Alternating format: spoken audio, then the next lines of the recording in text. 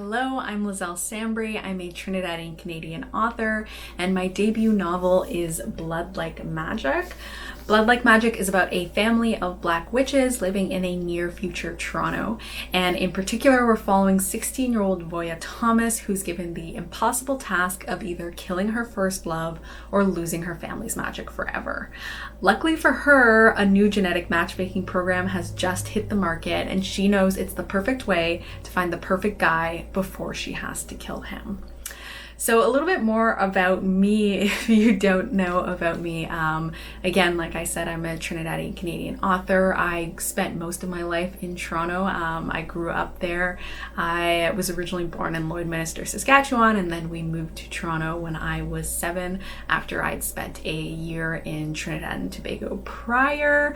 And so Toronto is really what I consider home, though I now live in Northern Ontario, and that's another kind of home. But when I decided to write Blood Like Magic, I was really thinking about the city where I grew up. I was very nostalgic for it. I was living where I live now, but very much for the first time. And it was the farthest I had ever lived away from my family. And I was very homesick for my city, and I had this idea about writing about a family of black witches. Because when I was growing up, I loved fantasy. I was such a huge fantasy fan. Like, I had to get my hands on all of those books, but I never got to see myself reflected, very, very rarely. Black girls in books were best friends, they were supporting characters, or they were enslaved. And that started to be the only way that I was represented in books. And when I decided to write Blood Like Magic, I wanted to write a book where a black girl was the hero. She was the one that got to lead her friends against the villain. She was the one that got to have the epic, though very conflicted love story. She was the one that got to do all of that and to have the idea of readers being able to pick that book up, and not only for the black kids that can see themselves in the book, but for the non-black kids who can see that representation and see, oh yeah, everybody can be the hero of their story. And so that was really important to me when I set out with this book. So it is a love letter to Toronto. It is also a love letter to black girls and black girl magic. And I'm very excited to have that out in the world. Something else about me that really came into this book was very much my culture, not only of being Trinidadian Canadian, but I grew up in a large multi-generation family. There are about 8 of us living in the home. In the book, Voya's family, they have about 11 of them living in the home together.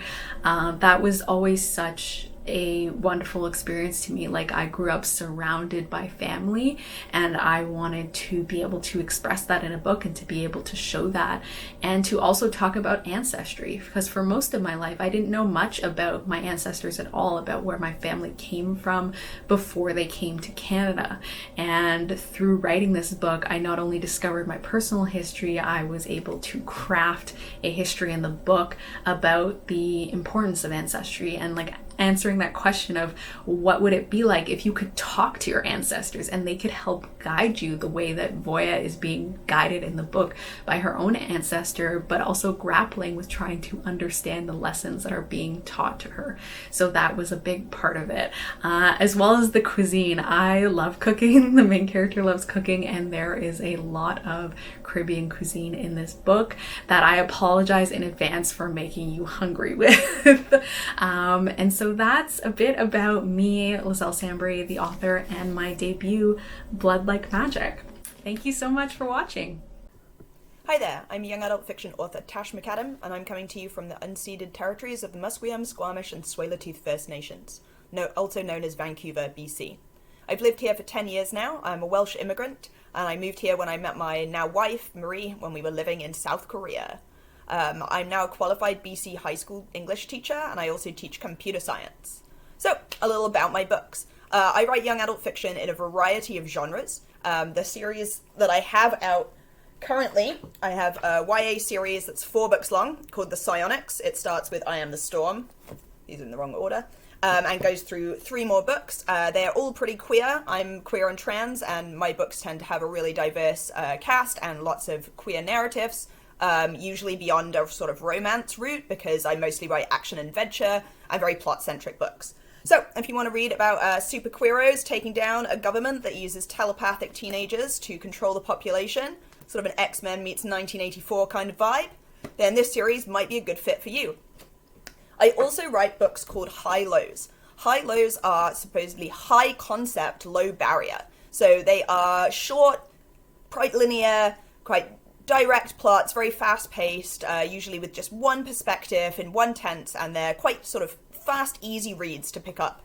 They're great for struggling readers or English language learners. I write with a couple of different lines from Orca book publishers. My first Orca book sounding series contribution was called Bloodsport. It's about a trans boy called Jason who is trying to solve the murder of his sister. His sister has died under mysterious circumstances. The police don't believe him when he says it can't possibly be a drug overdose like they think. And so he goes undercover into a boxing gym to try and find out what happened to his sister. My next Orca Soundings title is called Sink or Swim. This actually just came out in August of 2021. This is my love letter to Hatchet, which was my first experience with the Canadian wilderness as a small child. Reading about Brian and his hatchet inspired me to write my own survivalist take. This is a Gulf Island survival story about 2 teenagers, one trans, who get shipwrecked in the Gulf Islands and have to battle hypothermia and the elements and try and save themselves and find a way back home. The last book I have is not actually out yet. It's going to be out in January of next year. It's also an Orca title. This one's Orca Anchor, so a slightly lower reading level than the previous 2 books I mentioned. This one is an ooky, spooky alien adventure called The Ooze. This is about trans boy Bran trying to save Vancouver from an influx of creepy, spooky, oozy aliens. Thanks so much for listening. I'm Tash McAdam. You can find me at Tash McAdam everywhere that I'm at, and my website is just tashmcadam.com. Nice and easy. Thank you so much.